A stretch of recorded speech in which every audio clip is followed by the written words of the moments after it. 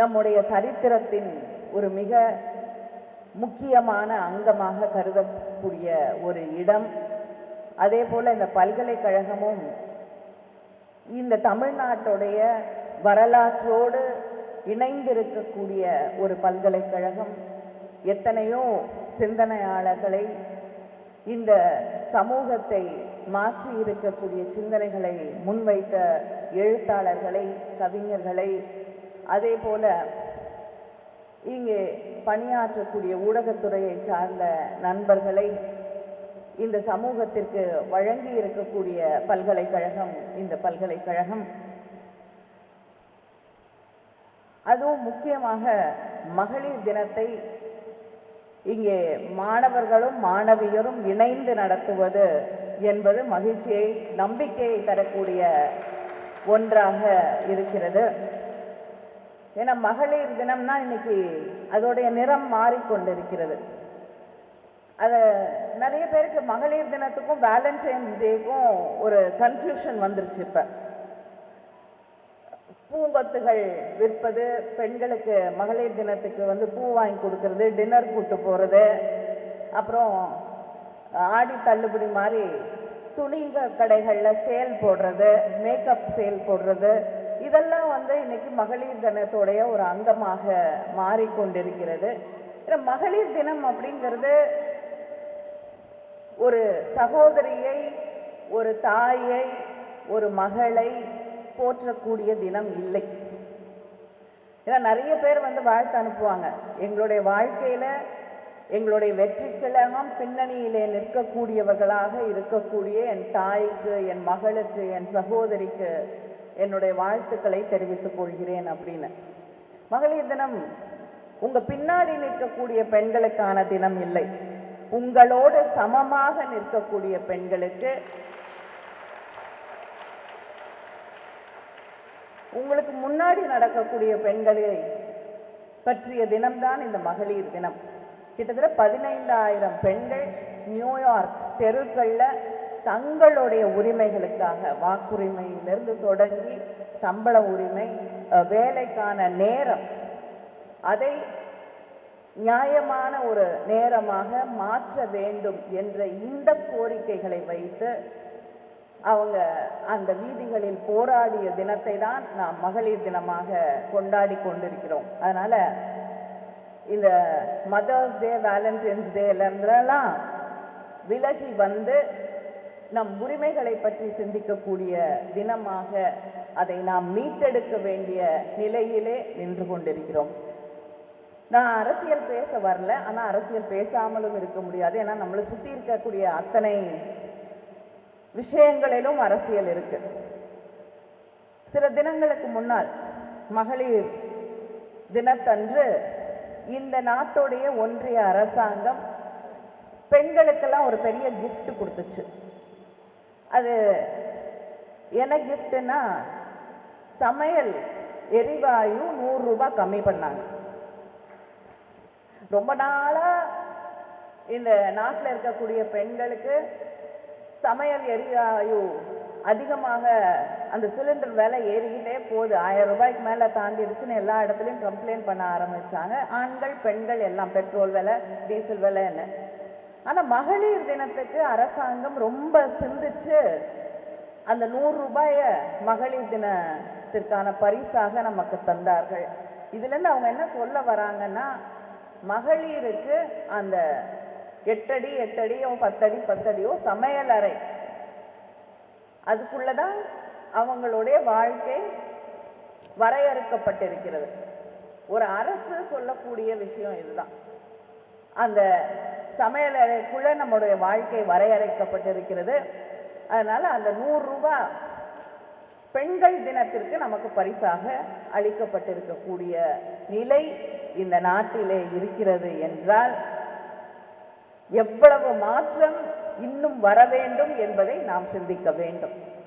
தந்தை பெரியார் அவர்கள் என்ன சொன்னார்னா, இது ஒன்றிய அரசு 100 ரூபாய் பரிசு கொடுக்குது நமக்கு, டிஸ்கவுண்ட்.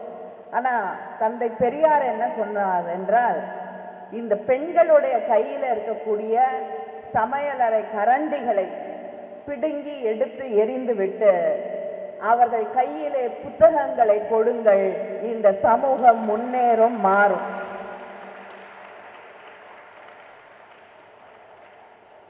இதுதான் திராவிட இயக்கம் இன்று வரை இந்த சமூகத்திற்கு சொல்லிக் கொண்டிருக்கக்கூடிய செய்தி. பெண்கள் படிக்க வேண்டும். Empowerment of women and a true empowerment of women. Not making them cooks, not making them take care of society, make sacrifices and make their lives and put them up in pedestals. பெண்களை ஒரு தளத்துல ஏற்றி வச்சு வணங்கி கொண்டே இருப்பார்கள். கீழே இறங்கினா அடி. அந்த இடத்துல இருக்க வரைக்கும் தான் அந்த பெண்ணுக்கான மரியாதை. இதுதான் மறுபடியும் மறுபடியும். ஏன்னா அதைத்தான் தந்தை பெரியார் அவர்கள் சொன்னார்கள், ஆண்மை அழிந்தால்தான் பெண்களுக்கான சம உரிமை உருவாகும் என்று. அவர் ஆண்மை என்றுதான் சொல்கிறார், ஆண்கள் அழிய வேண்டும் என்று சொல்ல. அதனால யாரும் பயப்பட வேண்டியதில்லை.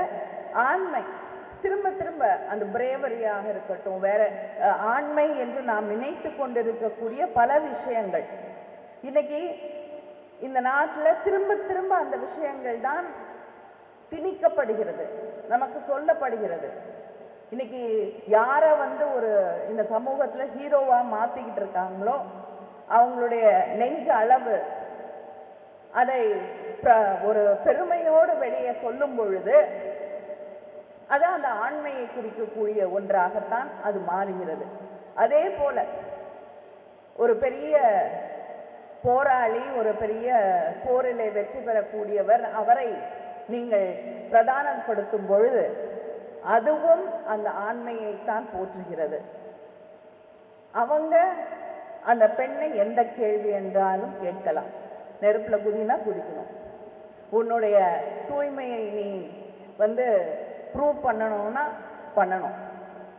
இப்படிப்பட்ட மறுபடியும் இந்த சமூகத்திலே இந்த விஷயங்கள் எதையெல்லாம் நம்ம கடந்து வந்துட்டோம்னு நினைக்கிறோமோ அது மறுபடியும் இன்று நம் மீது திணிக்கப்படுகிறது என்பதை நாம் புரிந்து கொள்ள வேண்டும்.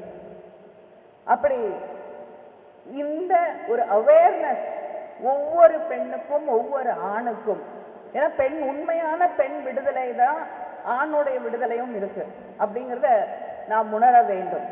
எவ்வளவு காலம்தான் ஆண்கள் பெண்களுடைய கற்புன்னு சொல்லக்கூடிய ஒரு விஷயத்துக்கு பொறுப்பாக வாழ முடியும்? எத்தனை காலம்தான் தங்கை கல்யாணத்திலிருந்து வீட்டில் இருக்கக்கூடிய அத்தனை பொறுப்புகளையும் ஆண்கள் மட்டுமே சுமக்க வேண்டும் என்ற ஒரு நிலை இருக்க வேண்டும். இதெல்லாம் மாறணும்னா ரெண்டு பேருக்குமான சமமான தளத்திலே சமமான உரிமைகள் கிடைக்கும் பொழுதுதான் உங்களுக்கும் விடுதலை, எங்களுக்கும் விடுதலை கிடைக்கும் என்பதை நாம் உணர்ந்து கொள்ள வேண்டும். இன்னைக்கு தமிழ்நாட்டை எடுத்துட்டோம்னா பத்திரிகை செய்திகள் கூட சொல்லுது, we are very proud. ஏன்னா இந்தியாவிலேயே ஒர்க் ஃபோர்ஸ்ல அதிகமாக இருக்கக்கூடிய பெண்கள் இருக்கக்கூடிய மாநிலம் தமிழ்நாடு.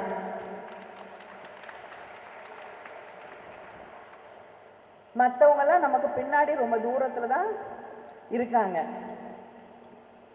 ஏன்னா இத்தனை ஆண்டுகளாக பெண் கல்வியில பெண்களுடைய உரிமையில நாம் செலுத்தி இருக்கக்கூடிய அந்த இம்பார்ட்டன்ஸ் அது இன்னைக்கு நம்ம ஒர்க் ஃபோர்ஸ்ல பெண்கள் இன்னைக்கு அதிகமாக இருக்கக்கூடிய பல இண்டஸ்ட்ரீஸ்ல கிட்டத்தட்ட 80% அந்த ப்ளூ காலர் ஜாப்ஸ்ல இருக்கக்கூடியவர்கள் பெண்களாக இருக்கிறார்கள்.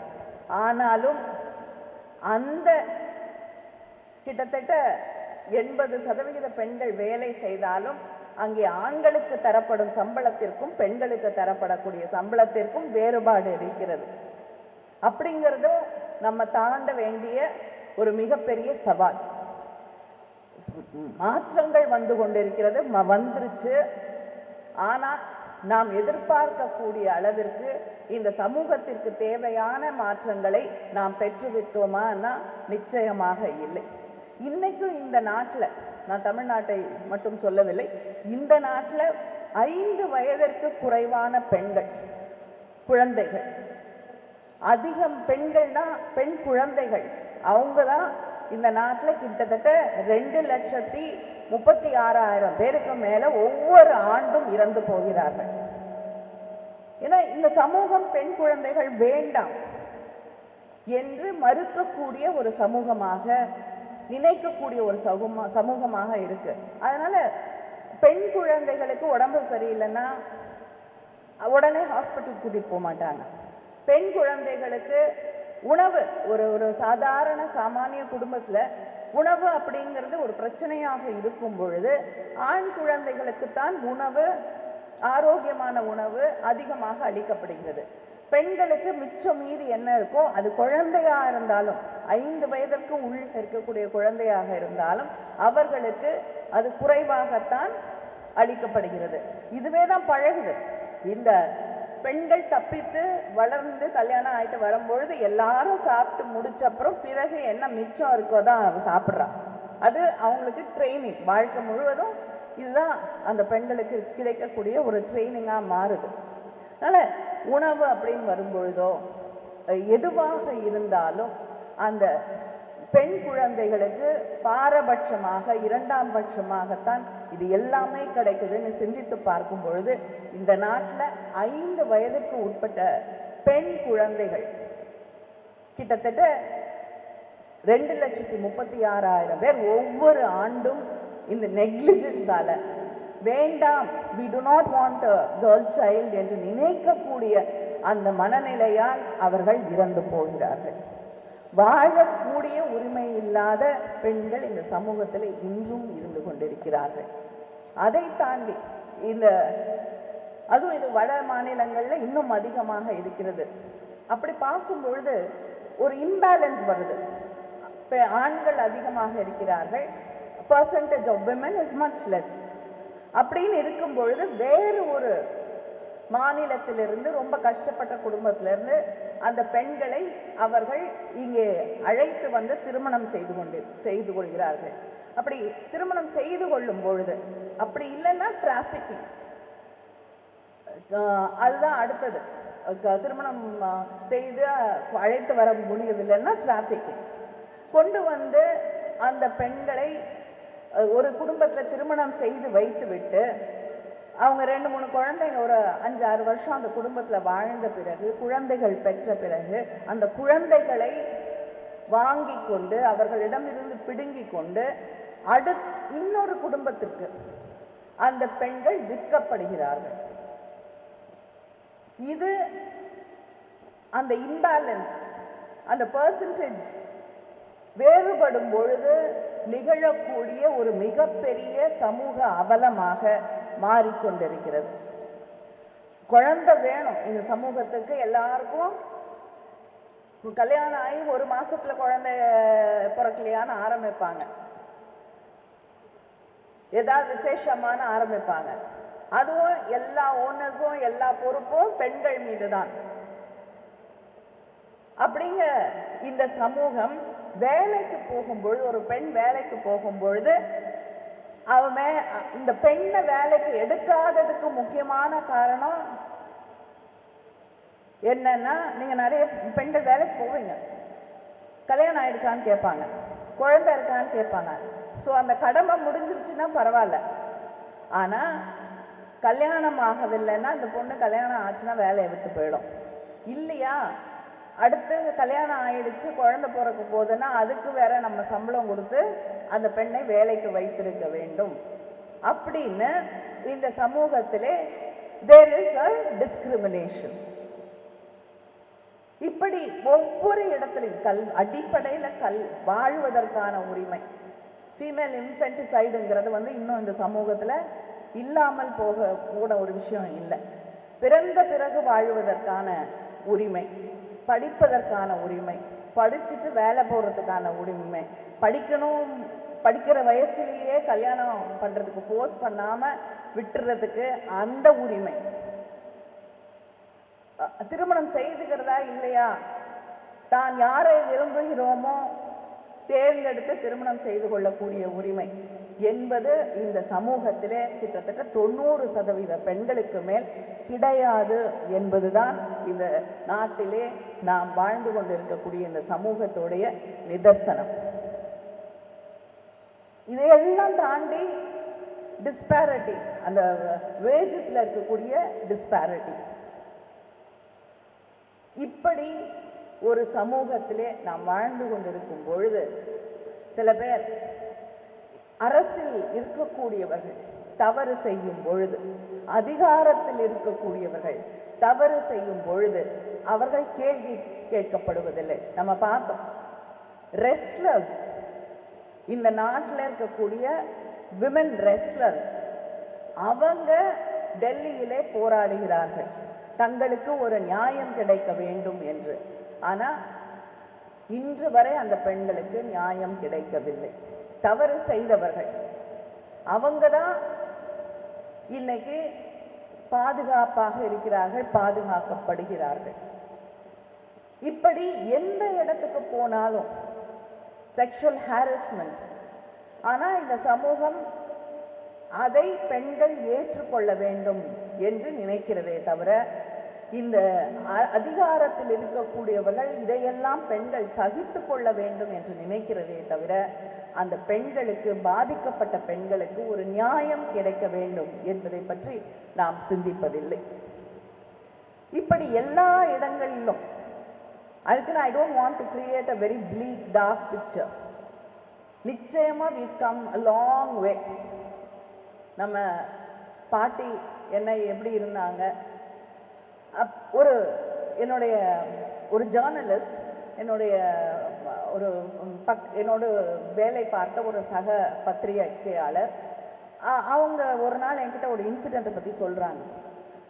ஒரு சமூகத்திலே ஒரு மிகப்பெரிய அந்தஸ்திலே இருப்பதாக நம்பப்படுகிற ஒரு குடும்பத்தை சேர்ந்த ஒரு பெண் அவங்க கிட்ட பேசிக்கிட்டு இருக்கும் பொழுது கேட்கிறார்கள், நீங்கள் வெளியில் போகும் பொழுது எப்படி போவீங்க?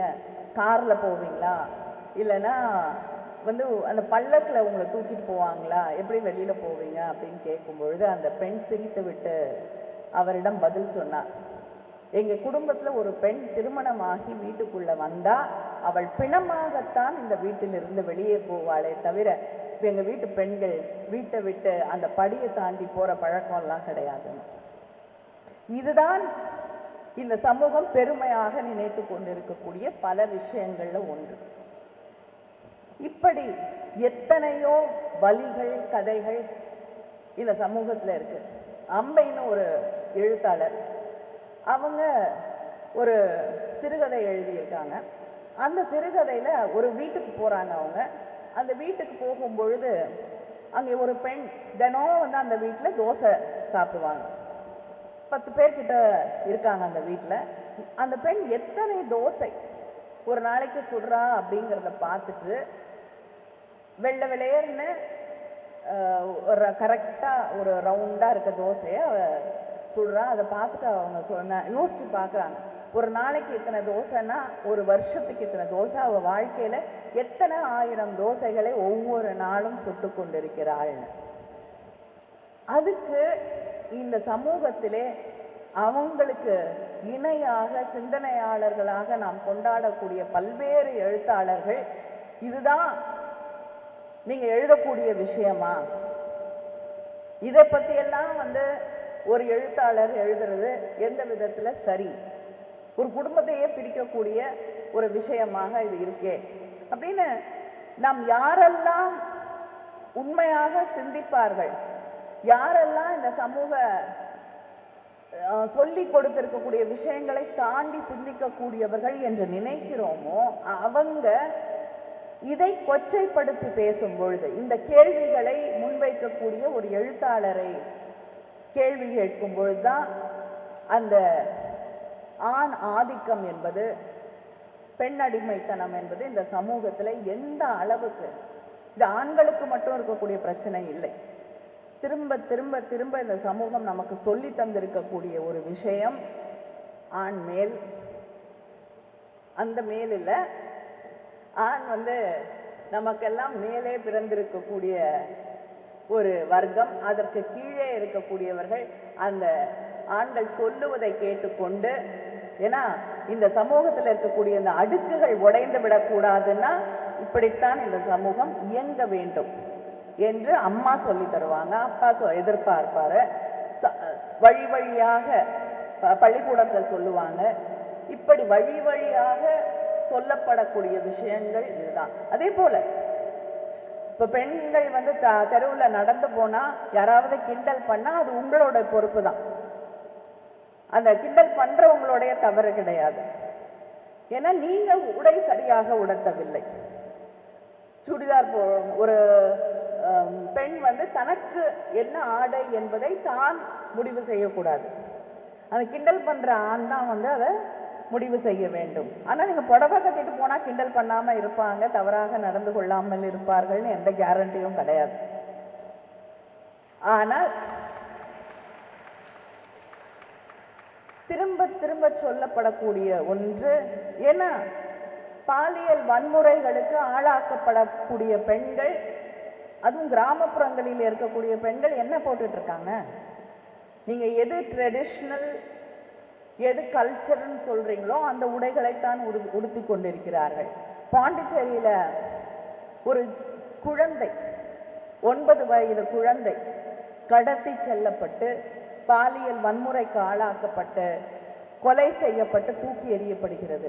அதுக்கு உடை காரணமா, நம்முடைய மனநிலை காரணமா என்பதை நாம் சிந்தித்து பார்க்க வேண்டும்.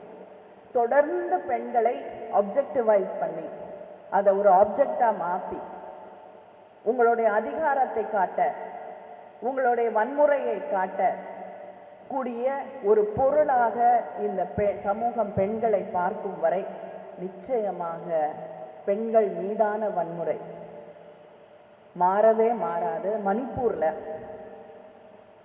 யாருமே சிந்தித்து பார்ப்ப, கிட்டத்தட்ட 1000 பேருக்கு மேல 2 பெண்கள் அப்படிப்பட்ட ஒரு குரூரங்களுக்கு ஆளாக்கப்படுகிறார்கள். அதுல யாருமே இது தவறுன்னு சிந்திக்காம அதை ஏற்றுக்கொண்டு அந்த பெண்களை ஊர்வலமாக அழைத்து வருகிறார்கள் என்றால், நம்ம இந்த சமூகத்துல ஆண்களுக்கும் சரி பெண்களுக்கும் சரி எதை சொல்லி தந்து வளர்க்கிறோம் என்பதை புரிந்து கொள்ள வேண்டும். நாங்க தந்தை பெரியாரை சொல்லித்தாருங்கள் என்றால் நிறைய பேருக்கு கோபம் வரும். ஆனா எனக்கு தெரிந்த இந்த சமூகத்திலே எந்த தடைகளும் இல்லாமல் ஆணும் பெண்ணும் சமம், பெண்ணுடைய சுதந்திரத்திற்கு எது தடையாக வந்தாலும், அது பெண்மையாக இருக்கட்டும், குடும்பமாக இருக்கட்டும், தாய்மையாக இருக்கட்டும், எதுவாக இருந்தாலும் அதை உடைத்தெறி, உன்னுடைய உரிமை என்பது உன்னால் மட்டுமே முடிவு செய்யப்பட வேண்டும் என்று சொன்ன ஒரே மனிதன் தந்தை பெரியார் அவர்கள்தான். அதனால இங்க இருக்கக்கூடிய அத்தனை ஆண்களுக்கும் பெண்களுக்கும் பெரியாரை சொல்லி தந்து வளர்ந்தால் நிச்சயமாக இந்த சமூகம் மாறும். இந்த சமூகம் கற்றுக்கொள்வதற்கு அவரிடம் நிறைய விஷயங்கள் இருக்கிறது. நன்றி, வணக்கம்.